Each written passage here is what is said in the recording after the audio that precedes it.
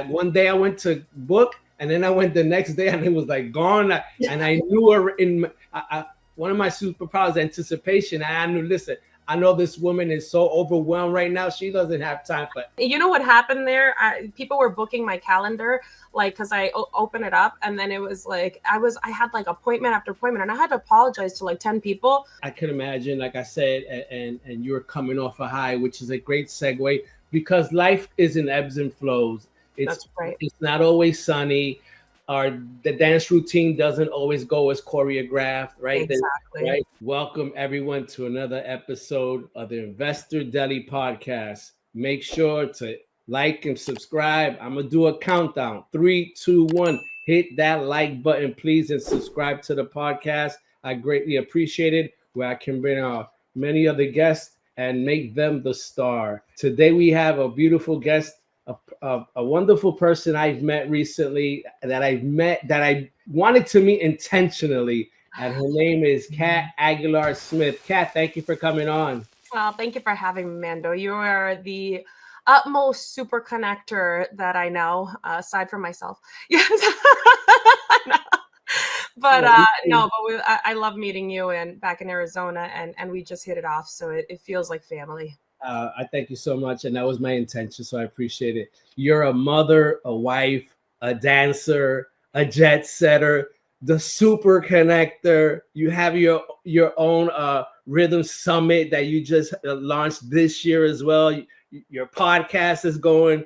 You're moving out there. Please kind of tell us a little bit about yourself, your origin story, kind of how you get to this point. Yeah, thank you. And I think my biggest job, to be honest, is being a mom of 2 toddlers. Like, that's my priority, and that's always been like my why. And I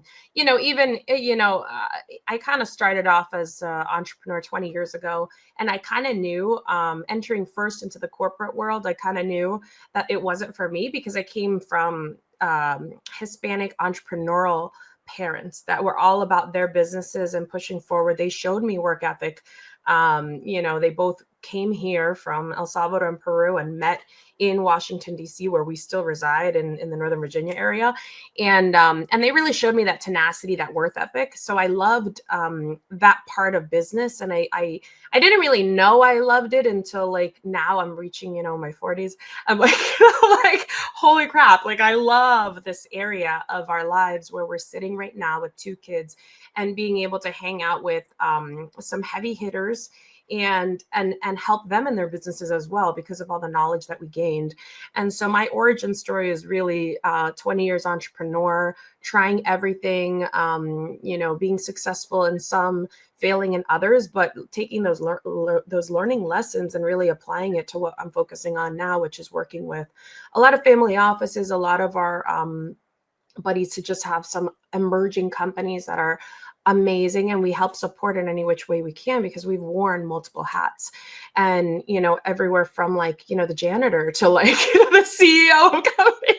And so I think that kind of worth ethic really set us up. But honestly, the biggest job is my kids, and making sure that they have like much of our, we look at our parents and we want to reach like the next level or make them proud and that kind of thing. And that's really where I'm sitting now, and I can actually communicate on it, right? Because when you're younger, it's almost like it's in your subconscious, and it kind of travels with you as you get into, your 20s and then 30s, and then, and then it kind of just gets there, but now I can actually articulate it, and I know what I want, and I know where I'm going to spend most of my time, which is really making sure my family is set, making sure we're working on generational wealth, making sure that we're making the right connections. And so these past few years, there's been so much growth, and I'm still growing. So, so it's just beautiful. I love it. I love your immigrant background.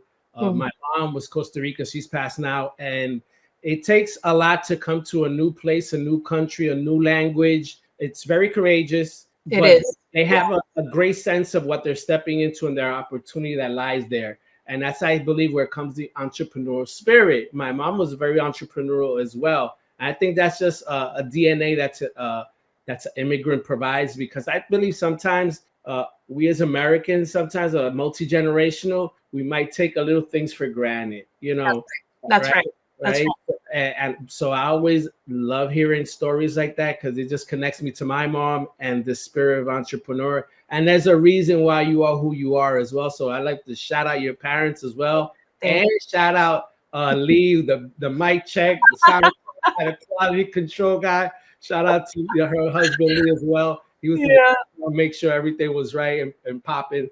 No, he's my biggest freaking cheerleader, and also my biggest supporter, and he uplifts me so much. I remember back in the day when, you know, you mentioned we were dancers. We toured for about 10 years all over the world as professional Latin dancers, specifically in the bachata niche. And people would, I mean, we've been to, you know, of course, Europe, Asia, but like we've been to obscure parts that people maybe might not have heard of, like Latvia, Lithuania, like all these obscure places that like people just don't normally travel to. And so we had that opportunity because of the dance community, and I never forget that. But Lee always has been a champion for me personally. I always remember when when I went on my first tour in Europe. It was my first tour really talking to a lot of people. And there was one festival in particular in Sevilla, Spain, that we were a part of.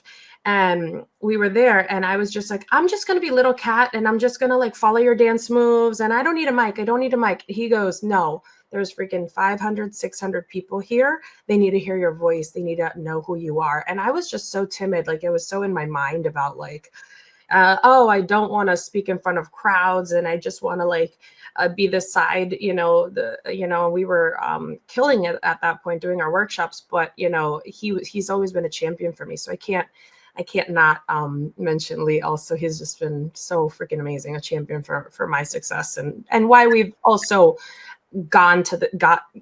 came together as partners in this journey. We kind of just like, it all just happened just organically.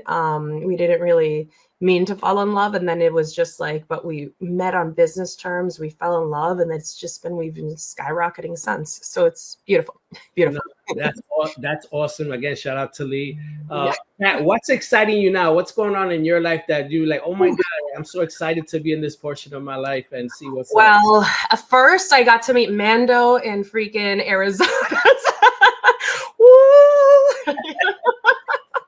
Number one, being on this podcast and just having a chance to like connect with people is like the ultimate gift, because you just don't know from one conversation what leads to the next. And what really excites me is actually talking to small business owners, talking to entrepreneurs, talking to even the people that are like 10 steps ahead of us, which is why I got into working with a lot of family offices and helping them with their needs, all types of different needs, whether they needed a team built, whether they needed some outreach at our conferences, whatever it was. I was, I think conversations early on, I avoided them like the plague, because I was like, oh, this is, in your 20s, sometimes even when in your adolescence, you're like, oh, mom and dad used to talk and sit for hours and drink tea and coffee, but now I'm doing it. And it's so rewarding. It's so rewarding because, that's how you really make friends. And we've built some amazing friendships with our family offices, even though we're doing business together. The biggest thing there also is that we came together as friends first. And so we supported each other, and we're like, okay, you need help here. Like, let me just step in and help you organize this event, because I know how to do that and I can offer that. And so what excites me today is actually being that natural problem solver for these family offices, and then connecting the small business owner who needs maybe not necessarily a mentor or a coach or guru, what people want to kind of coin the term. They actually need just a conversation and a friend and somebody to be like, okay, I'm 10 steps ahead of you, but looking just at your business, maybe you need to look at grants. Maybe you need to look at how to save money on your taxes so that you could pay the next employee that you hire a better salary and you can get to the next level. Those are things that are invaluable that some of my friends who have multi-million-dollar companies and, even Angel AI, who's a really great friend in the AI and blockchain space. Those are lessons that I've learned that I really am so passionate to pass on to other people. And if I could be the access point to kind of bridge that gap to help people along the way, I'm all for it. And that's really the only reason why I'm even on this podcast, because I'm not a speaker. I keep telling people I'm not a speaker, even though I have my conference and I've been pushed into this journey of speaking on these things. But I really feel great when there's a company that has flourished because of a connection we made, or because of an introduction, or because we helped them with additional revenue streams or ideas that they just didn't think of, and helping them scale. That's really my biggest accomplishment and what I'm excited about today. Thank you for sharing that. Let's circle back a little bit for people who might not know what our family office is. And also my follow-up is, did your dancing profession, did that help in make these connections as well? Or this is something new that just happened and you fostered it? How did that happen? Yeah, so I'll answer your last question first. So the dancing, I think, was there.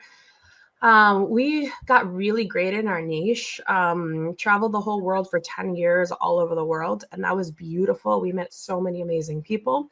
I think that was a stepping stone that I had to go through. I had to take that risk. I had to take that chance to see what was out there. And it really afforded me personally, but also Leah and I personally, like all these appreciations of what we have in the United States also. So it's kind of been like ingrained in my soul, because I've seen just every type of economy all over Asia, all over. So it was eye-opening, but I didn't really know, I think I referenced that time in my period now, that time in my life, as like I had to go through that to appreciate what we have, and to also instill that into my kids and into the tenacity of our entrepreneurial spirit too, because had I not been there, I might just be today in like a 9-to-5 and just climbing up the corporate ladder, not giving back, right? Just taking and not giving back. And yes, feeding my family, but not giving back to the world. And so I think I had to go through that. But what we did, and we became very accomplished in that arena, still are. We've gotten several accolades and awards.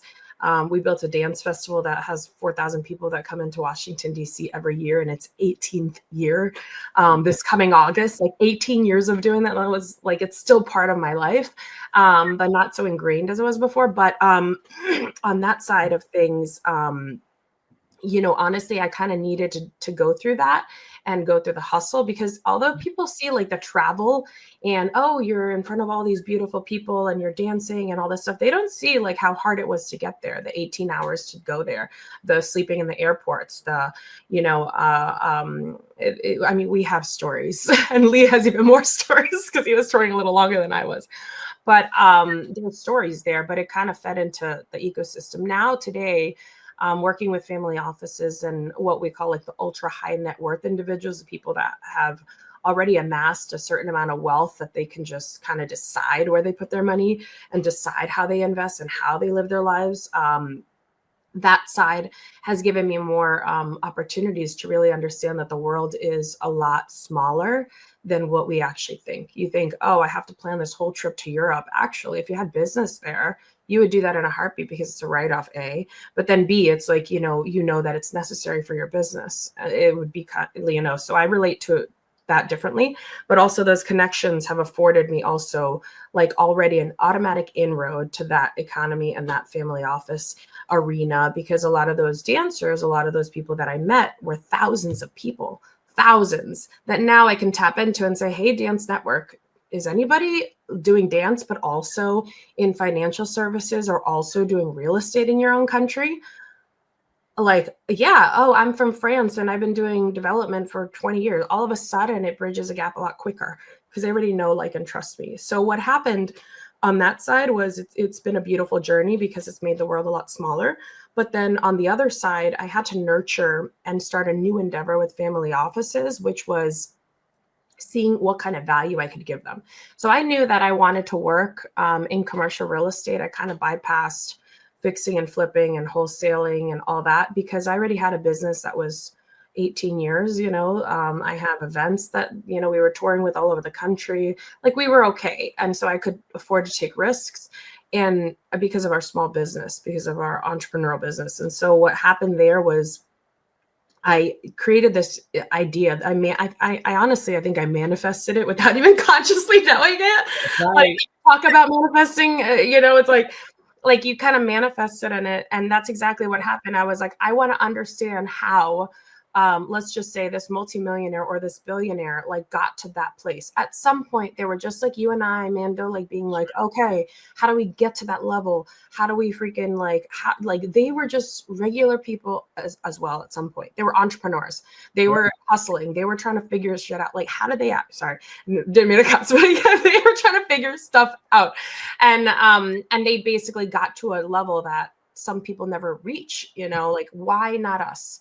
Why not me? Why not Mando? And so I started asking those questions, and that's really what led me to a lot of the work that I do with family offices. So family offices are essentially investors that have reached a level of wealth, usually like 100 to 300 million and up in assets and liquidity. And so they can, at that point, once you have that much money, you set up almost like your own governance of how you want to spend your money. It's like, okay, well, I want to focus the rest of my years to preserve my wealth for all my generations behind me, to save the whales. Well, you could actually do that. It's a reality. As an entrepreneur, I was like, I never thought like that. I just have to feed my family, like, you know. But I was like, what is the gap? Why is there a gap? How come we're not all like that? Why, you know? And that's really what started the curiosity, started that new endeavor. And I was fortunate enough with the understanding that I had of the world and like all the beautiful things that I learned as an entrepreneur before, that those experiences fed into my personality, into who Kat is. I still had to learn how to own it because I was nervous in the beginning, talking to multimillionaires, billionaires. I was nervous in the beginning, but once I owned my stuff and I was like, this is Kat, whether you like it or not, you know, then all of a sudden things just started blossoming and relationships. And now, you know, we work with some of the most amazing titans in the real estate industry, in the AI industry, in hotels, it's the world has really opened up because my mindset changed, because I know that I'm valuable. And sometimes entrepreneurs need to hear that also, right? So I'm at a place where I'm grateful. But I want to share. I want people to understand they can get there too. It's just feeding into it, right? Yeah, absolutely. Congratulations to you to kind of getting over yourself as well, and meeting the moment, right? You opened up doors and opportunities for others to follow. I hope to be one of those as well. Like I said, I've learned a lot from you just in that space alone. I was kind of ignorant to knowing that. So for me, it's an adventuring, learning, and having fun with it. And that's why I was intentionally wanting to know you, because you held an event in August, right? And I found about it a little too late for me to kind of plan out. And it was, I got to talk to our marketing team. right? And this goes back into how she melded her new life, her family office experiences that she's going through now, and her dance experience. And you kind of molded that into one event, and that I unfortunately was unable to make it, but I won't miss it again. Trust me. I know you won't. How was that? Oh, it was wild. Yeah, so the Rhythm Investor Summit was wild this year. So just so you know, we've had it for 3 years now. So the first year was kind of just the real estate community coming together. It was still grandiose in its own right. The second year we got Pace Morby out. That was awesome. We got Morgan Stanley out. We got like some names. But this year, for whatever reason, I think that just all of our hard work and all of our friends just really wanted to show up. And so we had 8 billionaires in the room. We had most of our family offices, many, I should say, not most, but many of our family offices that we work with. They were just like, we just want to be there for you. And so if we can support what you're doing, you know, we will fly there and be there and get a hotel room and just be with the people. And that's all we asked for. We just wanted people to come into that room and connect with these heavy hitters that wanted to share like, you know, their experiences to other people and help them. I think it's so fulfilling when you share something and then like later on down the line, you see somebody like skyrocket because of something that you maybe just like planted a seed in. They still had to do the work and water it, but they planted the seed in. So the whole Rhythm Investor brand and summit was just that. There were about 500-ish people in the room. Half of them, if not probably like 75% of them, I personally knew. Like, it's just like, but between Mando and I, like between us two, like we basically probably like, could fill a stadium. It's just we're like natural connectors and people like love talking to people. Got a lot of friends.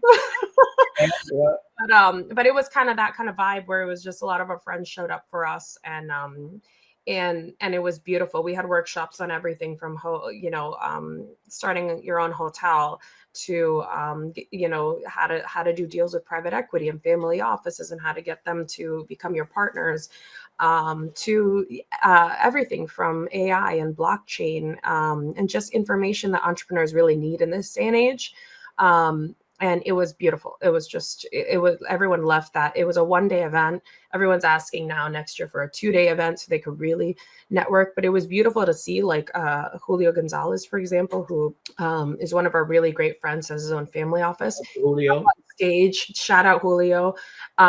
He actually like was out in the hallways talking to everybody for hours. It was beautiful. Same thing with Pace. Pace was out talking, being on the floor with people and like hanging out and sharing time. That's the one thing that's a commodity we can't really afford to lose. And all of our friends, our family offices were out there just connecting and just, one of the family offices, shout out 9606 is they flew all the way from Canada, and they were holding meetings with like the team that we built. We built them like a 40-person team that headhunts for industrial outdoor storage. Like they just hung out together, and it's just beautiful to see that. That's what we need. We need to understand that we're all human. It's not about what's in our bank account.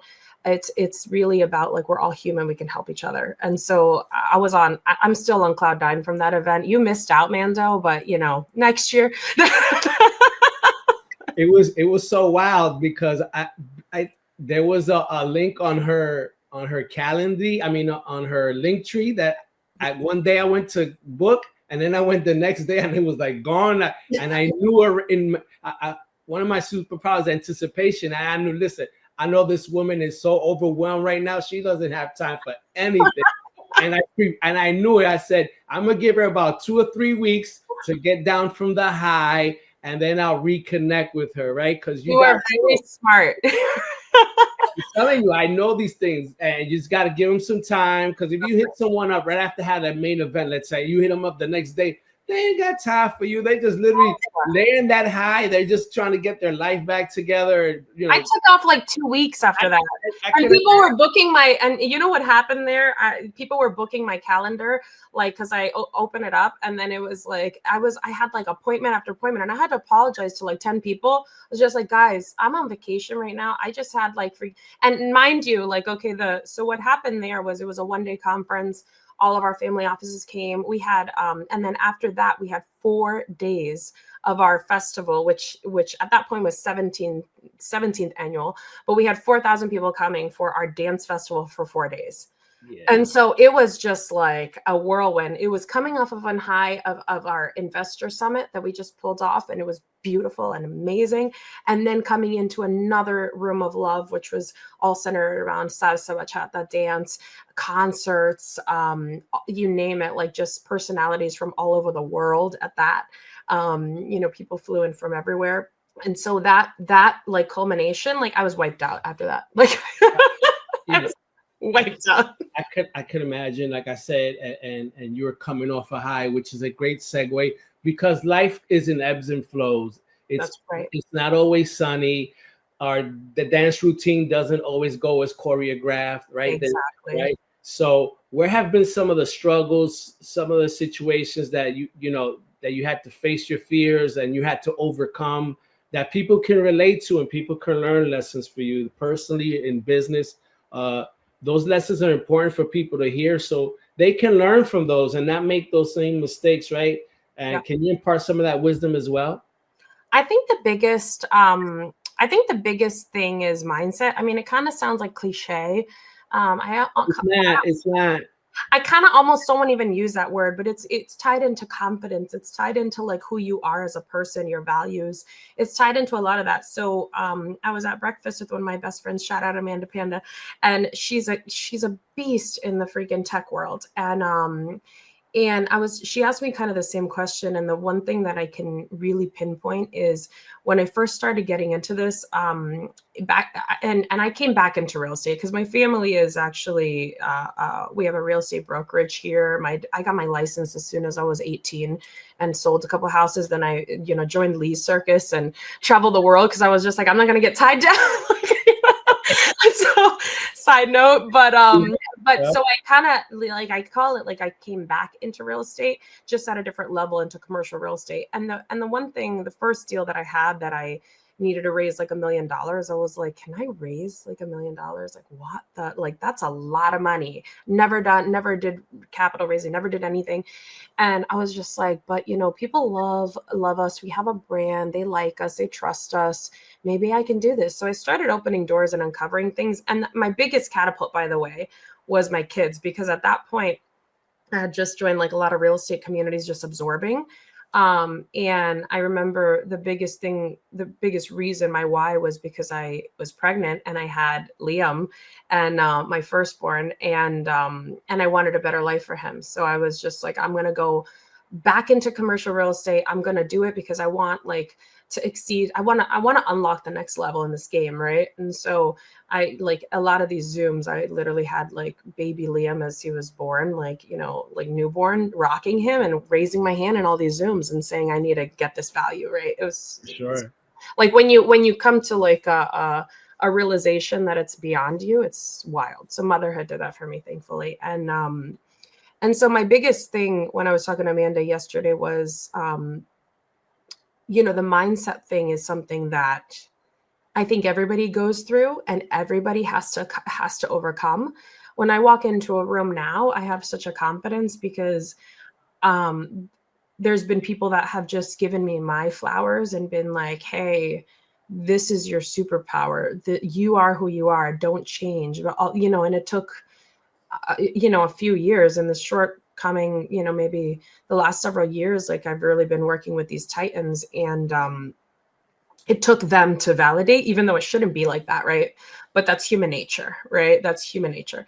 And so I think the biggest thing that people can take away as entrepreneurs, as getting into rooms, as being, as tenacious in your business as possible, do the work, but then also like make sure you're doing the work in your mindset, because it's about making sure that you know your values, so you walk into a room and you feel confident. It didn't take me one shot. Like now I can preach on it because I overcame it. But to be honest, that took me probably like a year and a half to get out of my own stuff, get out of my own way. And the first time that I actually went into a huge event that was all family offices, I was the most timid person there. I was like, okay, little cat like this, like walking into the room, what are they going to see in me? What's going to happen? But I knew, like, I pushed myself to be there. I knew I had to be there. I knew I had to go and network. I knew I was looking for this $1 million for the project. And I was just like, okay, like, let me just get in this room, figure it out. And I don't care. Like if I feel this, I'm just going to get over it and then try again and try again. But sometimes you kind of need like a big sister or a big brother to be like, hey, you're good. Like, not a lot of people have a big brother, big sister. So it's like if anything, and still like take it from me as as your big sister, or maybe even little sister for some people. It's I don't know, but like you need to be like at a point of like, I am who I am. I'm owning this. I know I have value. You might have the dollars, but like, to invest in my project, but it's like every single one of us has value, different values, different, there's nobody like you. There's a uniqueness.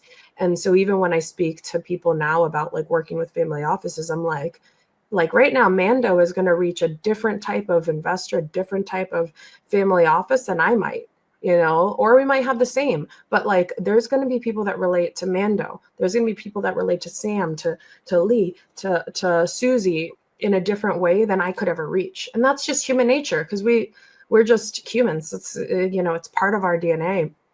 And so that's one thing I think I learned it was really like a long road for me to learn.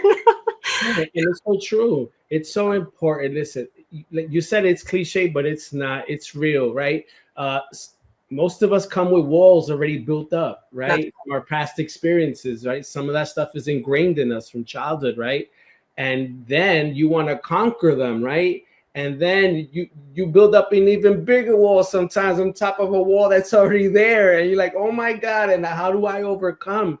And a lot of times you really have to trick yourself, right? Trick yourself, and that's what that's my experience. I like to trick myself out of my fears, and yes. I always go back to this adage, and it's true for me, which is take the bull by the horns. Don't worry what other people think about you, That's right. and you only live once. Have fun, enjoy the journey. The person that you might want to introduce yourself to connect to may feel this certain way, but you have a preconceived notion that they are who they are, and they Right. go through the same things that you do. But what I do, I Exactly. think of it as a pool. I rather cannonball than walk down the stairs and wet, and I'm wet. Oh my god, it's so cold in here. Oh my god, and then you walk back out, right? And then you're stuck in that perpetual cycle, walking in and walking out. Yep. I'm over Yep. there cannonballing in and out, in and out. I still do the walk thing in the pool, by the way. I'm like a true cat, like just like beep, beep. And Leah's like, that's like the perfect like actually like picture of our lives. Like it's like I'm like tiptoeing through it, and Leah's like push. Get in there. She's still a cat. She's a real cat. I'm still a cat. Yeah. She's a real cat.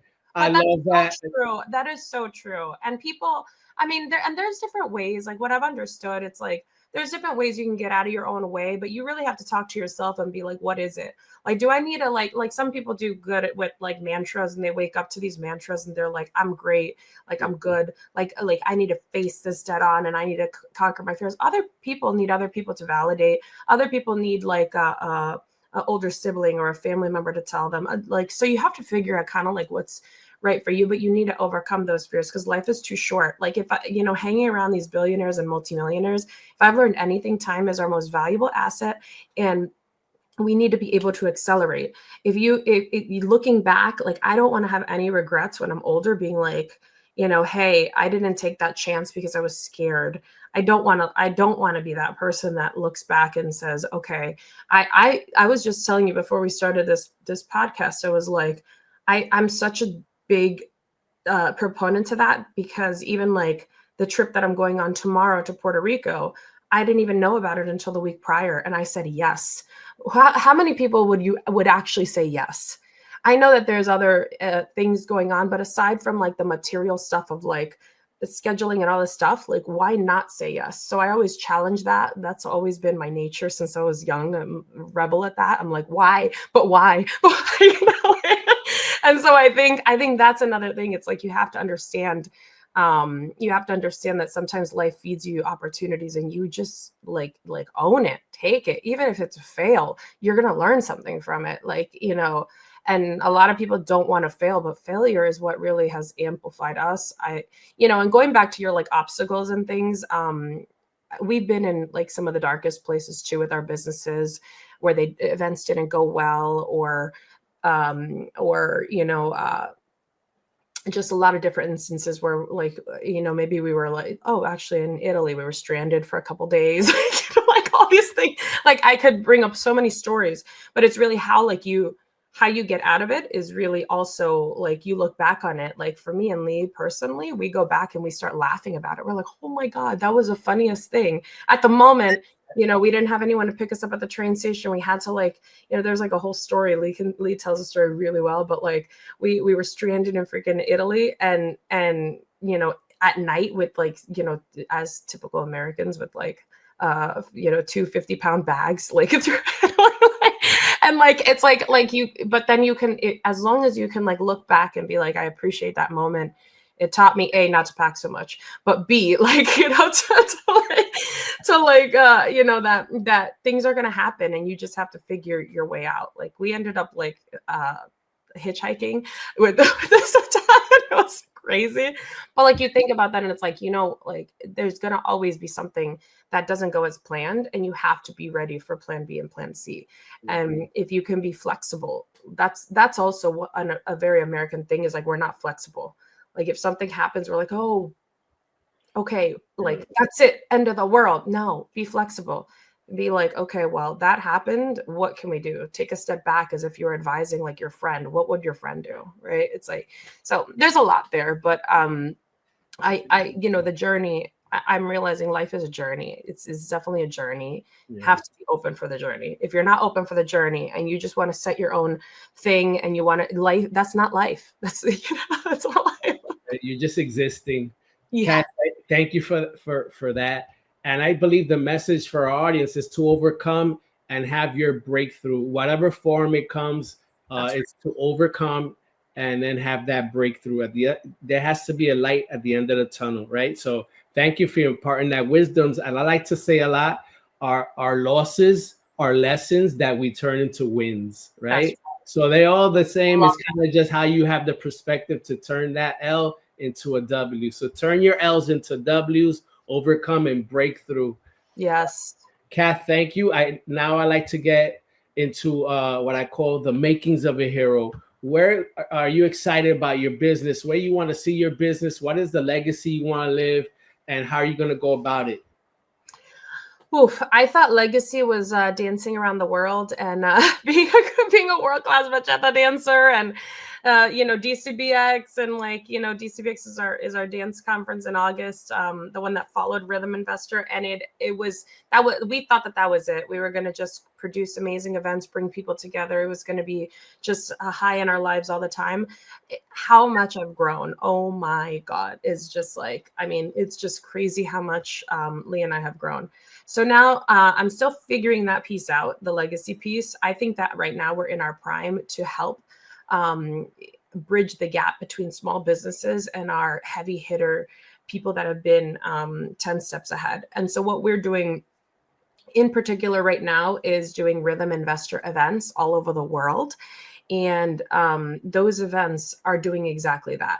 Bringing on amazing friends and family offices that have had the successes, and teaching these small business owners, these entrepreneurs, that they can do it too. And that, it's not about even a product or service that, a lot of these events are like always pitching like, oh, and get this service and get that service and it'll solve all your problems. No, it's about the human connection, getting back to that, the root of like community, and doing that. So our Rhythm Investor community has been strong since 3 years ago, but now even amplified even more by our Titan friends who want to come in and help us with a lot of those projects. And then the other thing, so I think the legacy is really helping small businesses and whatnot with those Rhythm Investor events and with other trainings. And then the other piece of that is I am very much looking forward to the AI and blockchain revolution that's happening. Being really close friends to Angel AI and our partners there, I can't even stress how different our world is going to be. Like, it's already changing as we know it with ChatGPT. But a lot of our small business owners, even our communities, our minority communities, have no freaking idea how major this is. They have no idea. And sometimes you can't even articulate it. But what I'm trying to do is bridge the gap and help people. So we're going to be launching a couple of our own tokens to do that and just educate people. But also we're working heavily with Angel AI. Some announcements are going to be coming soon, but I want to make sure that our communities know what's going on and how it actually applies to their life. So there's going to be more coming to that. It's still fairly nuanced. We have a lot of work to do still, but keep tuned. In my Instagram, we're going to be talking a lot about that in the future, because it is really, like, people don't realize it, but it is like the next hugest revolution that is going to change humanity. So why not be ahead of it now? Why not learn about it now and make sure that your real estate, your finances, all of that stuff is buttoned up so that you could be in the best position when actually things do, completely change the world as we see it. No, absolutely. Thank you for imparting that. I appreciate it. Kat, tell us kind of where we can find you on your social media platforms as well. And I just like to tell you personally, I'm so grateful that we've met and that you were able to create this opportunity. And like you said earlier, you manifest, and I'm a true believer in manifestation. It's my IG handle, Manifesting Mando. So Yeah. it really resonates to me that, and you have to create those opportunities. And I appreciate you coming on. You're an incredible mom to Ava and Liam. Thank you. That's your husband Lee, your family. Again, the journey's incredible. I really appreciate you. I look forward to building a long-lasting relationship with you. And now I leave it up to you to tell us where we can find you and we can connect with you in your journey as well. Thank you, Mando. And you are the biggest sweetheart. I'm so grateful to also meet you, because it was you who I came to Phoenix and not thinking that I was even going to go. And then you also opened your heart and your arms, and we spent lunch together with, you introduced me to a whole crew of people there. And so I felt the love, and that's really, I appreciate that. And there's a lot of gratitude there too. So everyone can follow me. My personal page is Kat Aguilar Smith, Aguilar Smith, and Kat with a K. And then that's the only way to spell cat. And my brand page is Rhythm Investor. And so if you go to @Rhythm Investor on Instagram, that's where we're going to be posting all of our events. F1 is coming up. We have Art Basel coming up in Miami, not the Switzerland one. We have events all over the world, scheduled in Dubai and Spain. And those are just upcoming for, January, basically. And so we figure, if we can bring along more people to feel the vibration of other Titans that actually want to, give, why not? So follow our Rhythm Investor page and follow me if you want to see our kiddos, our life, where we're traveling, all the crazy experiences that we do with our kids, and also with our partners as well, at Kat Aguilar Smith. Again, thank you, Kat Aguilar Smith, for joining the podcast. We'll look to follow your journey, and thank you again for coming on. Thanks, Mando. Big hearts.